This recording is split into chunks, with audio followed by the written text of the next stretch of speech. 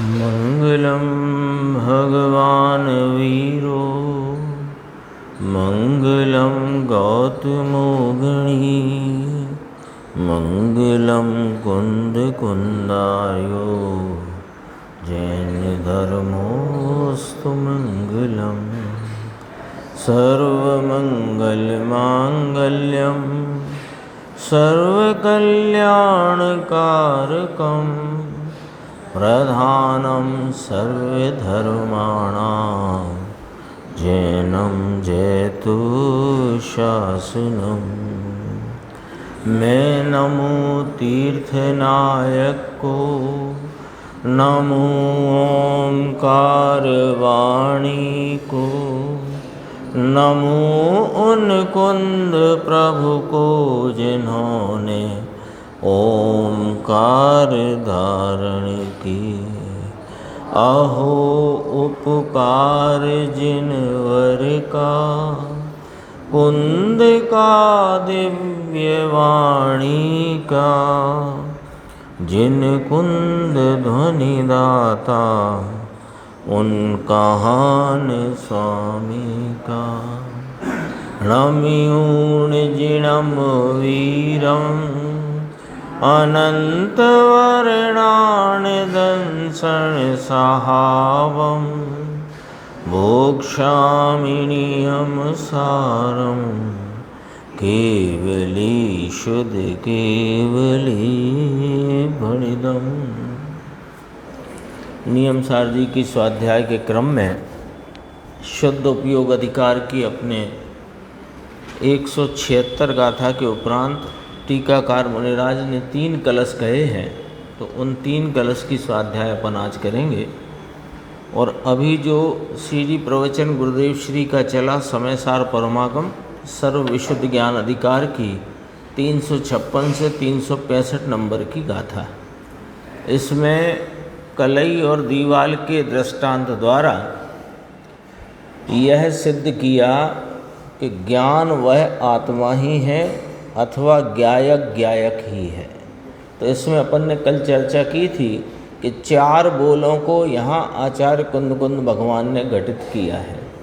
एक ज्ञायक को, दर्शक को, और चारित्र के संबंध में अपोहक को, और एक श्रद्धा करने वाले, श्रद्धा जिसने की उसको।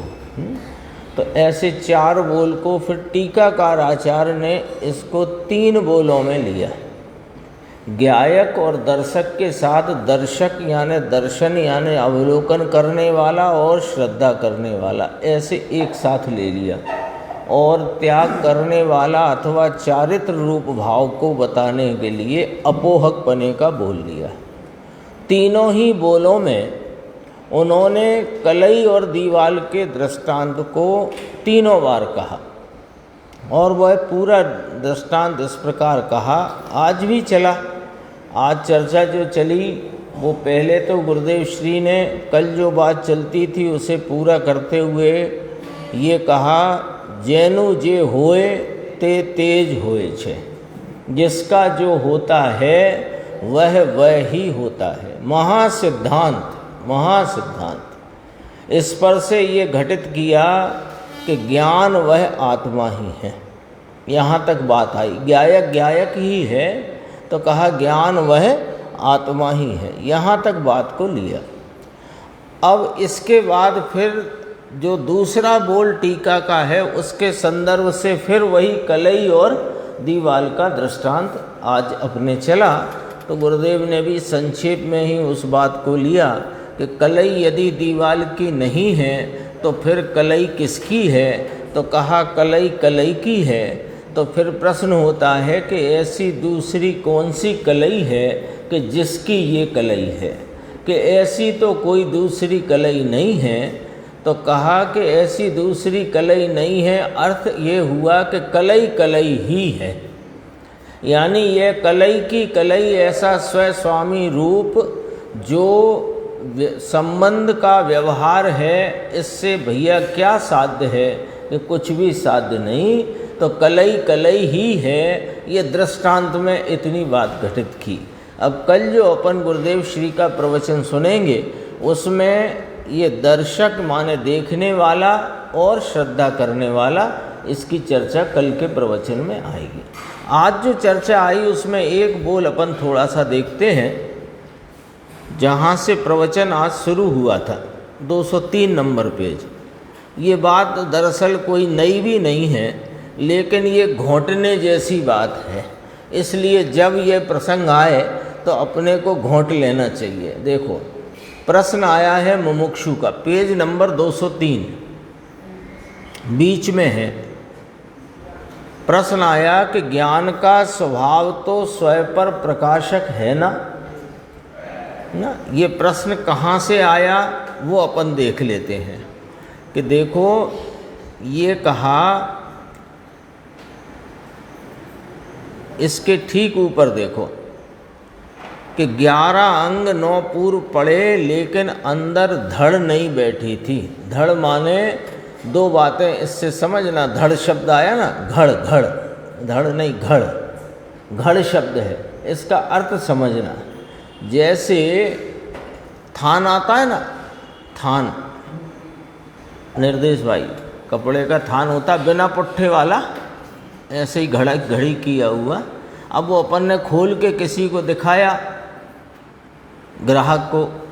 अब अपने यहाँ जो घड़ी करने वाला नौकर था, उसको अकल थोड़ी कम थी या नया था, तो उसने इस प्रकार घड़ी करी कि वो जो घड़ी है, घड़, वो नहीं बैठी। तो जैसी घड़ी मील से आई थी ना, ऐसी घड़ी नहीं बैठी, तो उसको कहा घड़ नहीं बैठी। यानी जैसी बात सर्वज्ञ भगवान की परंपरा में चलती हुई इस द्रव्य गुण पर्याय की 6 द्रव्य 7 तत्वों की आई, इसने 11 अंग और 9 पूर्व तक का पाठी हुआ, लेकिन वह घड़ नहीं बैठी।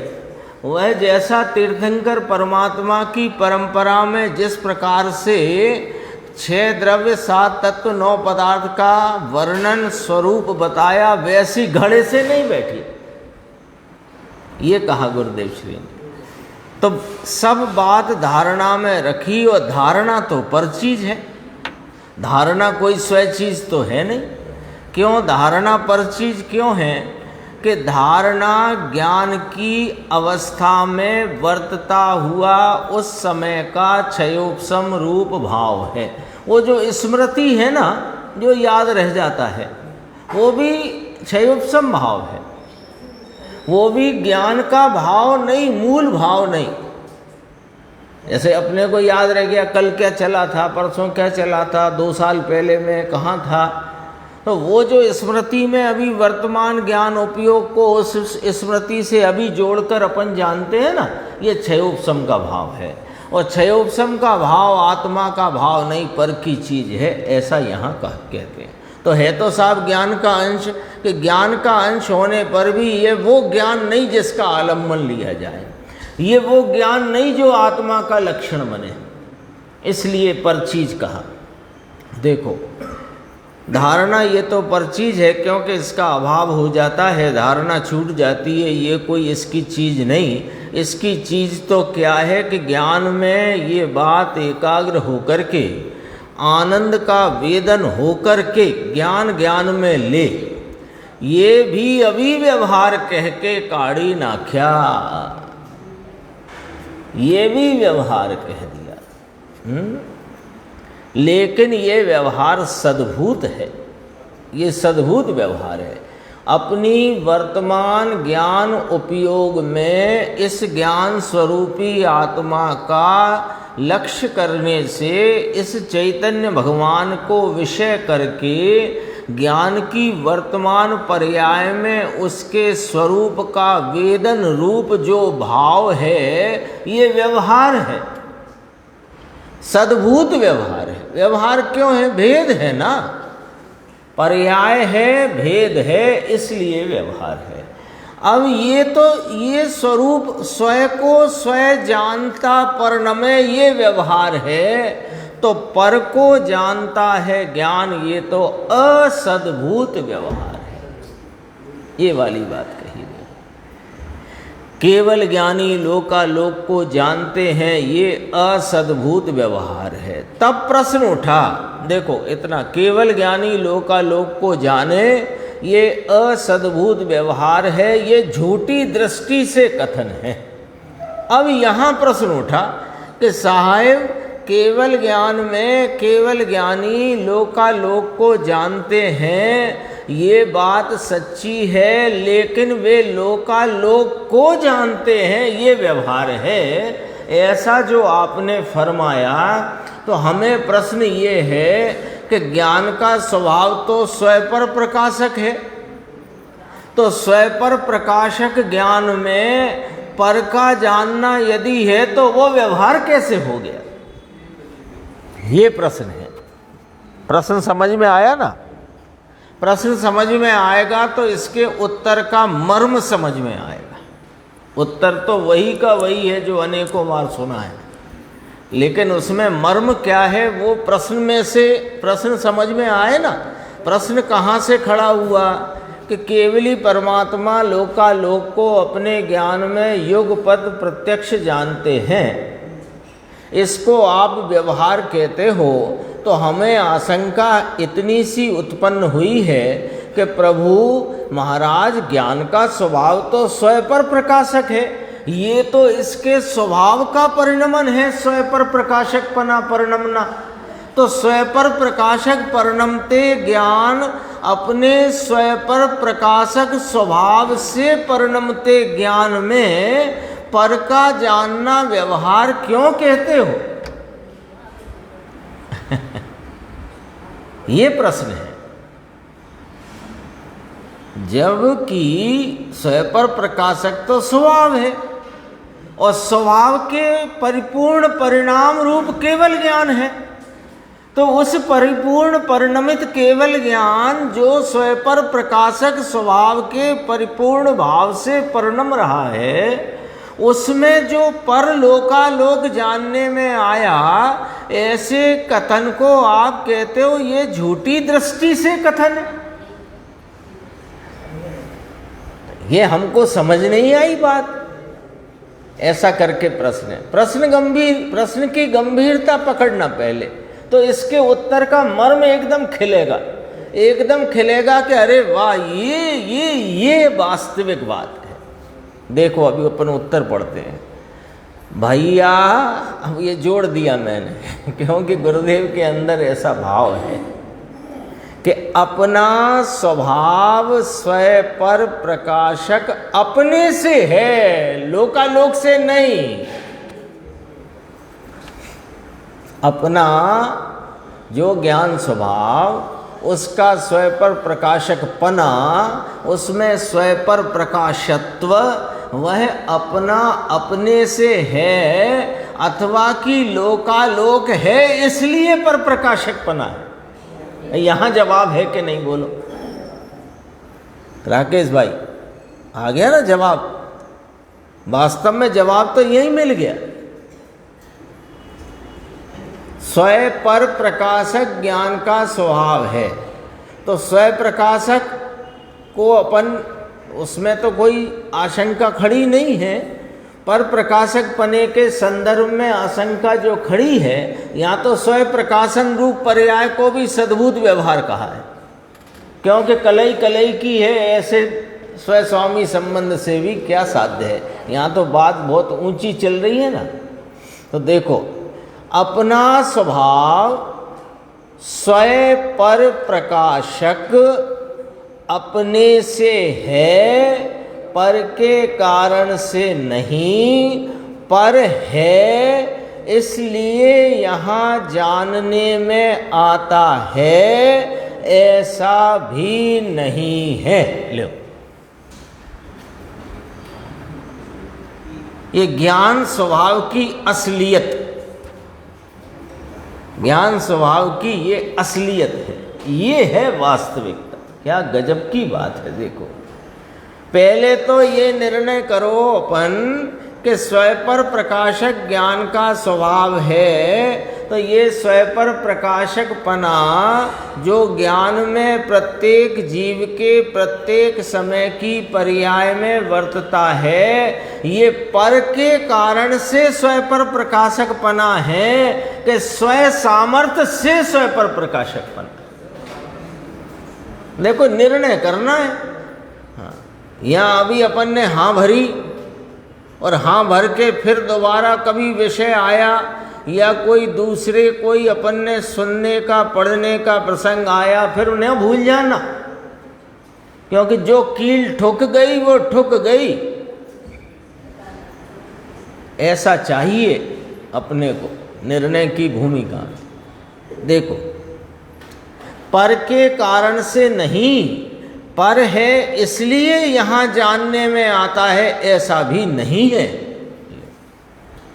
ये शब्द आपके कान में पड़ रहे हैं इसलिए वे शब्द संबंधी जानना हो रहा है, ऐसा नहीं है।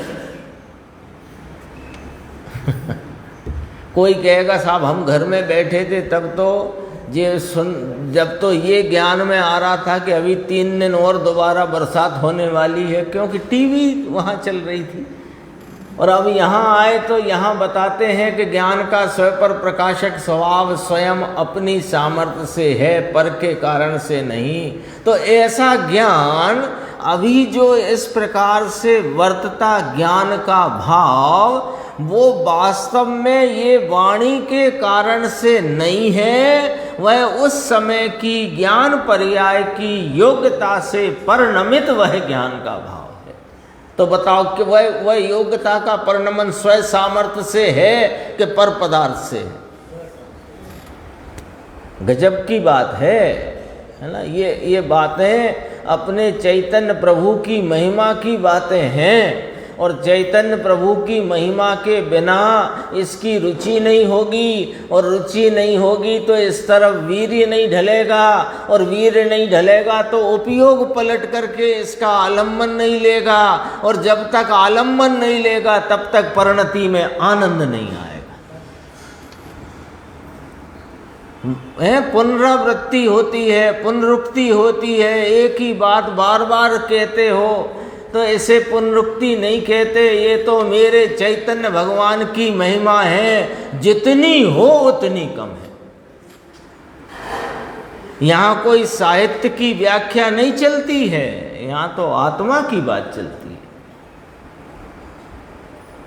ओहो, यहाँ स्वपर प्रकाशक स्वभाव, यहाँ भी सिद्धांत लगाओ। देखो, जैनु जे होए ते तेज होए, जिसका जो होता है वह वही होता है।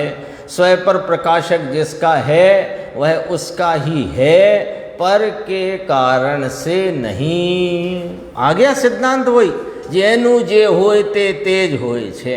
स्वपर प्रकाशक किसका है? आत्मा का है, तो वह आत्मा ही है, पर के कारण से नहीं। एक समय की ज्ञान अवस्था में जानना है, वो जानना किसका है? आत्मा का। क्योंकि कहाँ वो किसकी सत्ता में हुआ जानना, है ना। ये उंगली 5 है, ये 5 उंगली जानना किसकी सत्ता में हुआ? उंगली की सत्ता में कि आपके ज्ञान की सत्ता में? तो ज्ञान की सत्ता में हुआ, तो वह ज्ञान किसका हुआ कि जैनु जे होए ते तेज होए छे।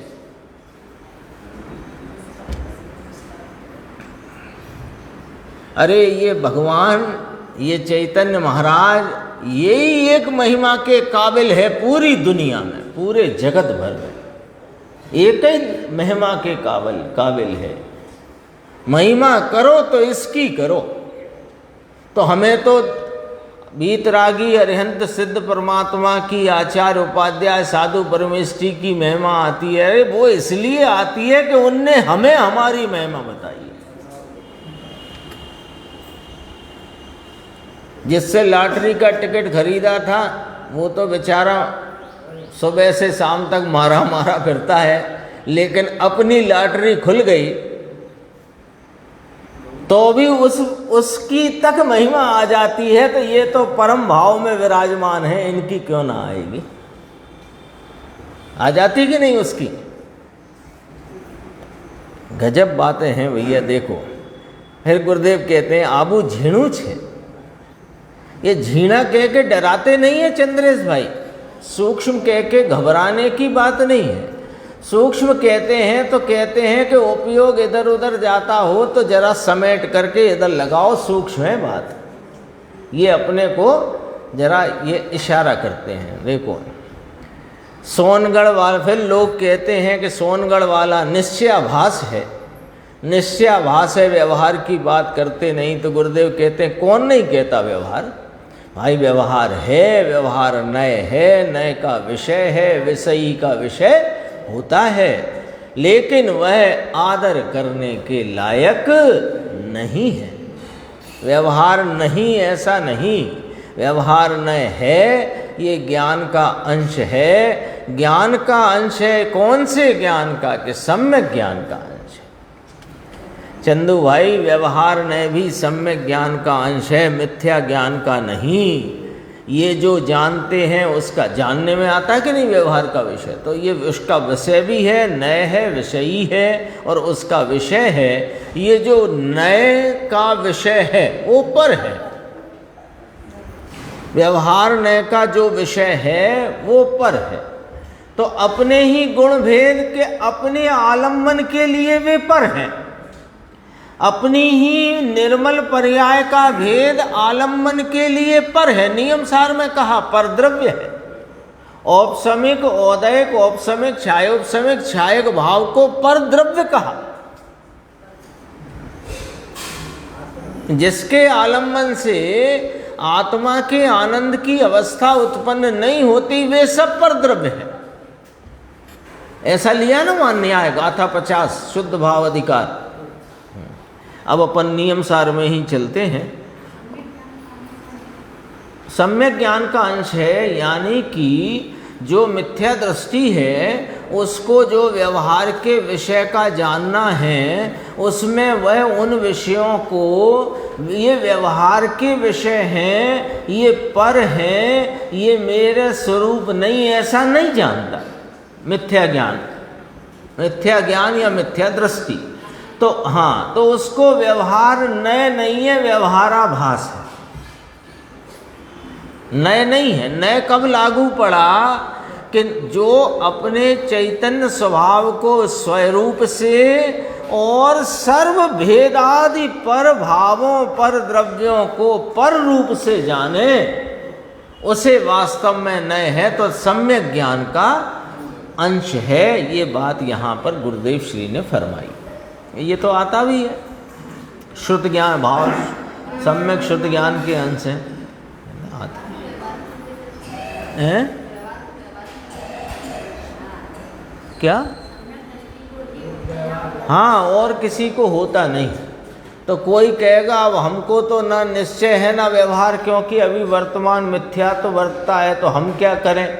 कि ये जिनेंद्र परमात्मा की जिनवाणी ज्ञानियों और आचार्य भगवंतों ने ये लिपिबद्ध करी है, उसका निरूपण किया है। उनके पास तो सम्यक ज्ञान है ना, तो उन्होंने अपने सम्यक ज्ञान के निश्चय नय और व्यवहार नय से निरूपित किया है। तो अभी उधार ले लेते हैं अपन उनका, और उधार लेकर के अपने निश्चय नय के विषय का आलम्बन लेकर हम भी सम्यक ज्ञान प्रकट करें, तो हमारी परिणति में भी नय की, व्यवहार नय, निश्चय नय दोनों वहाँ परिणमित हो जाएंगे। ऐसी बात है। नियम सार में अपन चलते हैं। अपना 293 नंबर का कलश है, पेज नंबर है इसका 277। सकटाप क्रम युक्तानां भविनाम लक्षणात् पृथक् सिद्धानां लक्षणं यस्मादूर्ध्वगास्ते सदा शिवः। कि जो 6 अपक्रम सहित हैं ऐसे भव वाले जीवों का, 6 अपक्रम की बात कल आ गई थी। संसारी जीवों की जो देह परिवर्तन के यानी गति परिवर्तन के काल में, मुख्य वो लेना है अपने को, तो गति परिवर्तन के काल में जो संसारी जीवों की जो गति होती है वो 6 अपक्रम रूप माने 4 उत्तर पूर्व पश्चिम, क्या पूर्व पश्चिम उत्तर दक्षिण ऊंचा नीचा, ऐसे 6 अपक्रम सहित होती है। तो ये कलश में यहाँ मुनिराज ने फरमाया। शब्द देखो ना, भविनाम, भविनाम माने भव वाले जीवों के, संसारियों के। तो इनके लक्षण से सिद्धों का लक्षण भिन्न है। यहाँ स्वभाव गति क्रिया और विभाव गति क्रिया के ऊपर से, यानी इस आधार पर से स्वभाव गति क्रिया सिद्धों को है, संसारियों को विभाव गति क्रिया 6 अपक्रम वाली है। ऐसे करके इस आधार पर सिद्धों के लक्षण संसारियों से न्यारे हैं, ये बात यहाँ पर कही गई है। जो 6 अपक्रम सहित हैं ऐसे भविनाम भव वाले जीवों के, संसारियों के लक्षण से सिद्धों के लक्षण भिन्न हैं, इसलिए वे सिद्ध ऊर्ध्वगामी हैं और सदा शिव यानी निरंतर सुखी हैं, सुख में डूबे हुए हैं, है ना, आकंठ निमग्न है सुख में। कब? साधि अनंत काल तक। तो वे ऊर्ध्वगामी हैं और संसारी 6 अपक्रम वाला है। इस आधार से यहाँ पर सिद्धों के और संसारी के लक्षण भिन्नता बताई। देखो गुरुदेव का प्रवचन कलश के नीचे, संसारी जीव कैसे हैं कि जो 6 अपक्रम सहित हैं, मर के 6 दशा में गमन करने वाले हैं। समझ में आया? संसारी जीव का देह छूटे तो ये 6 दिशा ऊर्ध्व अधो पूर्व पश्चिम उत्तर और दक्षिण 6 दिशाओं में इसका गमन होता है। ऐसे भव वाले जीवों के भविनाम, भवि शब्द है ना, भवि, भविनाम का अर्थ है भव, भव्य नहीं, भव भव। हाँ, पहले समय सार में भी यह बात आ गई है। ऐसे भव वाले जीवों के संसारियों के लक्षण से सिद्धों का लक्षण भिन्न है। संसारी जीव देह छूटे तब 6 दिशा में जाता है, 6 में से कोई एक में जाता है ना। इससे सिद्ध का लक्षण जुदा है। वे सिद्ध, वे इसलिए सिद्ध सदा, वे सिद्ध ऊर्ध्वगामी हैं और सदा शिव वो नीचे आया। ये तो ऊर्ध्वगामी है, देह छूटता है यानी सिद्ध भगवान ऊर्ध्वगामी होते हैं, एक समय में ऊपर जाते हैं। ये चर्चा कल अपनी हो गई है, एक समय वाली। जिस समय में सिद्ध हैं उसी समय में लोकाग्र में है, उसी समय मार्ग में है। ये कोई अद्भुतता है। देखो क्या गजब की बात है। मिथ्यात्व का वह हो के सम्यक्त होना, ये समयांतर है और ये एक समय है। फर्क पड़ गया? बात को समझना जरा भाषा पे से। मिथ्यात्व अनादि मिथ्यात्व का व्यय होकर सम्यक्त का उदय होना, इसमें समयांतर गिना गया है। क्यों समयांतर गिना गया है? तो ये भी एक समय की घटना, लेकिन इसमें पूर्व का समय गया और नवीन, पूर्व की पर्याय गई ना, तो गई पर्याय को गिना, इसलिए समयांतर किया। और यहाँ ऐसा नहीं गिना। यहाँ सिद्ध के एक समय में वे लोकाग्र में विराजते हैं, माने जिस समय सिद्ध हैं, यहाँ सिद्ध मध्यलोक में होते हैं, वहाँ नहीं होते हैं। सिद्धत्व की प्राप्ति यहाँ होती है मध्यलोक में, और 7 राजू गमन करते हैं। तो जिस समय यहाँ है उसी समय वहाँ है, ऐसा है। कल आ गई थी चर्चा इसकी। निरंतर आनंद के सुख के अनुभव में पड़े हैं, सदा शिव, सदा शिव हैं वे, सदा ही निरंतर वे सुखी हैं। शिव यानी कल्याण स्वरूप, आनंद का अनुभव निरंतर वर्तता है, इनको सिद्ध कहा जाता है। अगला कलश है 294 देखो। बंद छेदातुल महिमा देव विद्याधराणां प्रत्यक्षोदिस्वन विषयो नैव सिद्ध प्रसिद्ध लोकस्याग्रे व्यवहरणतः संस्थितो देवदेवः स्वात्मन्यचिरविचलतया निश्चयेनैव मास्ति। कहते हैं बंध का छेद होने से जिनकी अतुल महिमा है, ऐसे अशरीरी और लोकाग्र स्थित सिद्ध भगवान अब देवों के और विद्याधरों के प्रत्यक्ष स्तवन का विषय नहीं ही अब देवों को और विद्याधरों को वे प्रत्यक्ष स्तवन के विषय नहीं बन सकते। क्यों? कि वे तो अशरीरी लोकाग्र में जाके स्थित हुए। जब समूह शरण में विराजते थे, परम औदारिक देह सहित विराजते थे, तब देवादिक विद्याधर आदि वहाँ समूह शरण में जाकर उनका प्रत्यक्ष स्तवन करते थे, भक्ति करते थे, उनका गुणानुवाद करते थे। अब तो वे अशरीरी रूप से लोकाग्र में विराजते हैं, तो देवादिकों के, इंद्रों के और विद्याधरों के प्रत्यक्ष स्तवन का विषय नहीं ही ऐसा प्रसिद्ध है। वे देवादिदेव व्यवहार से लोक के अग्र में सुस्थित हैं और निश्चय से निज आत्मा में ऐसे के ऐसे अत्यंत अविचल पने रहते हैं। निश्चय व्यवहार घटित किया, व्यवहार से हैं लोकाग्र में, निश्चय से तो अपने स्वरूप में अविचल पने विराजमान हैं।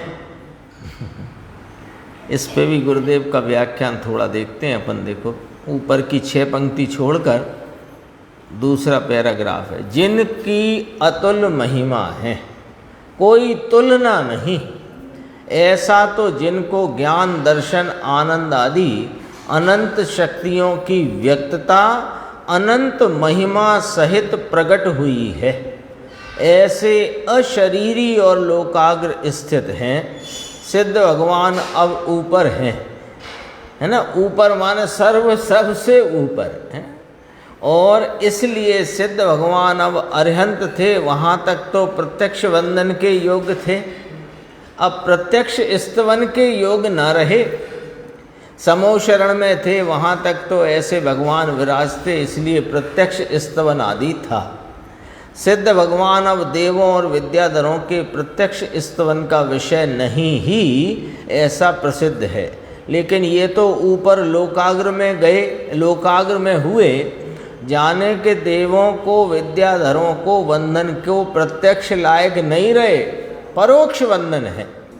परोक्ष कैसा है कि वे सिद्ध परमात्मा अपने परिपूर्ण स्वभाव में जैसा मैं हूँ ऐसे भाव में विराजते हैं, ये उनका स्तवन है। वे देवादिदेव, लो सिद्ध को देवादिदेव का, देवादिदेव देवों के भी देव, व्यवहार से लोक के अग्र में सुस्थित हैं। लोक का अग्र जो है ना, ये पर क्षेत्र है, पर क्षेत्र है, इसलिए इसको व्यवहार से वहाँ है ऐसा कहने में आता है। और निश्चय से निज आत्मा में अपने आनंद और ज्ञान आदि स्वभाव है, इसमें स्थित हैं। स्वयं स्वयं के क्षेत्र में, अपने असंख्यात प्रदेश विस्तार में और अपने भाव में, माने अनंत ज्ञान दर्शन सुख चारित्र वीर अनंत गुणों की अनंत अमर्यादित प्रकटता में वे स्थित हैं।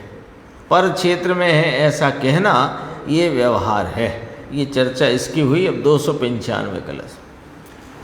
पंच संसार निर्मुक्तान पंच संसार मुक्तये पंच सिद्धानाहं वन्दे पंच मोक्ष फल प्रदान।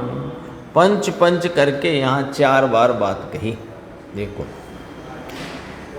द्रव्य, क्षेत्र, काल, भव और भाव, इसको संसार, ये 5 परावर्तन रूप है।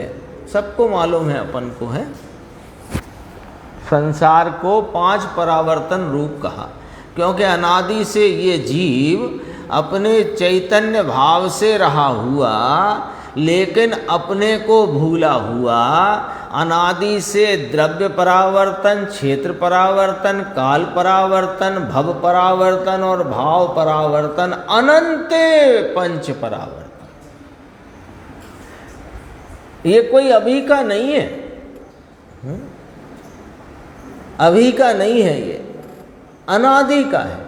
और अनादि से अब तक एक अपने स्वभाव को भूलने के फल में क्यों हुए ये 5 परावर्तन। अब तक कितने परावर्तन किसे कहते हैं, उसका एक थोड़ा सा अपन अंदाजा कर लेते हैं कि द्रव्य परावर्तन, तो समझो कि इसको मोटे रूप में कि जितने जगत में परमाणु हैं, कितने कि पुद्गल जीव से अनंत गुने अनंता अनंत पुद्गल परमाणु हैं, तो कोई परमाणु ऐसा न रहा जो इस जीव के संयोग में ना आया हो।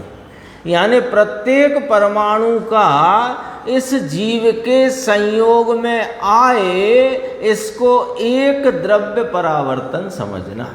इससे बड़ा है क्षेत्र परावर्तन, उससे बड़ा है काल परावर्तन, उससे बड़ा है भव परावर्तन और उससे भी बड़ा है भाव परावर्तन।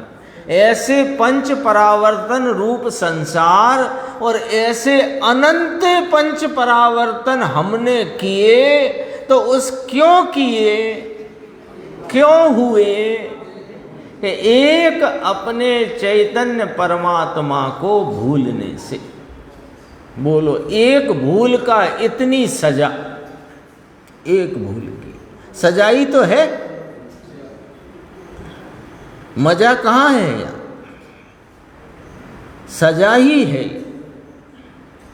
तो देखो, ये 5 परावर्तन रूप 5 प्रकार के संसार से मुक्त हैं वे सिद्ध भगवंत। एक बात कही, फिर कही कि 5 प्रकार के मोक्ष रूपी फल को देने वाले हैं वे सिद्ध भगवंत।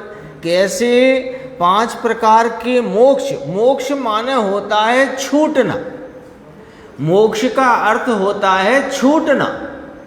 तो 5 प्रकार के संसार के से छुटाने का फल देने वाले लिखा है इसमें। देखो, द्रव्य परावर्तन, क्षेत्र परावर्तन, काल परावर्तन, भव परावर्तन और भाव परावर्तन से मुक्त करने वाले हैं, स्वयं मुक्त हैं।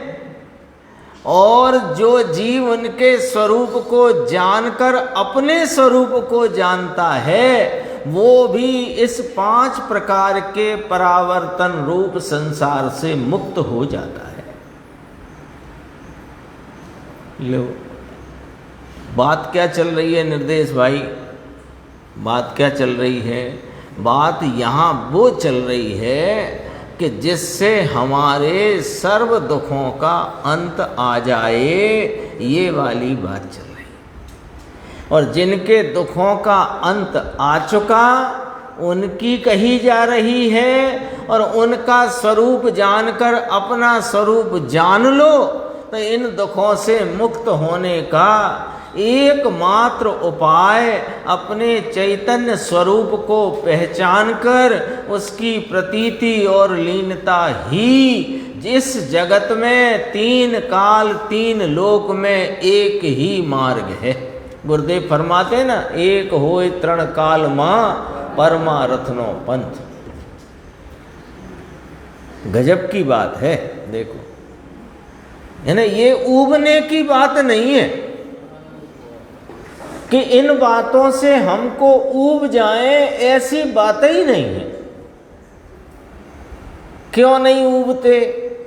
क्यों नहीं ऊबते राकेश भाई, संजय भाई, क्यों नहीं ऊबते? क्योंकि इसमें हमें हमारा हित भाषित होता है। जहाँ हित भाषित होता है वहाँ ऊब नहीं होती है, आनंद होता है, हर्ष होता है, उसमें जिज्ञासा और बलवती होती है, और जानने का वहाँ पर अंदर में भाव होता है। ऊब तो तब होती है कि जब ये बात अपने को हितरूप न लगे, तो फिर नीरसता आएगी, ऊब होएगी। ऊबने की चीज नहीं है। क्यों? कि यहाँ हित है। अभी एक सरकार की कोई योजना आए जिसमें इतना अमुक धन जमा करने पर अमुक वर्षों में इतनी राशि हो जाएगी, तो उसे जानने समझने 4 पन्ने का वो इतना बारीक अक्षर वाला भी पन्ना पढ़ डाले बिना ऊबे। क्यों? हित दिख रहा है। कोई नई दिसावर मिल जाए राकेश भाई, गल्ले की, अनाज की, तो नई दिसावर मिल जाए तो वो उसके बारे में सब इतिहास भूगोल सब जानने में पूरी बुद्धि लगा देते हैं। क्यों? क्योंकि हित दिख रहा है। अब जैसे यहाँ हित दिखेगा तो यहाँ नहीं ऊबेगा, और जहाँ हित दिखेगा वहाँ नहीं ऊबेगा। यहाँ ऊब आती हो तो खुद का ही कांटा खुद को ही बता रहा है कि तुम्हें तुम्हारा हित कहाँ लगता है। खुद का ही कांटा बता देगा। देखो, 5 प्रकार सिद्धों के, अर्थात 5 प्रकार की मुक्ति को, सिद्धि को प्राप्त सिद्ध भगवंतों को लीजिए। 5 प्रकार से मुक्त हुए हैं ना, तो उनके उन सिद्धों को 5 प्रकार सिद्ध कहा। ये टीकाकार मुनिराज पद्म ब्रह्मधारी देव फरमाते हैं, 5 भाव, 5 परावर्तन से मुक्त हुए ना। संसार 5 प्रकार का, तो 5 प्रकार के संसार से मुक्त हुए तो सिद्ध 5 प्रकार के कह दिए।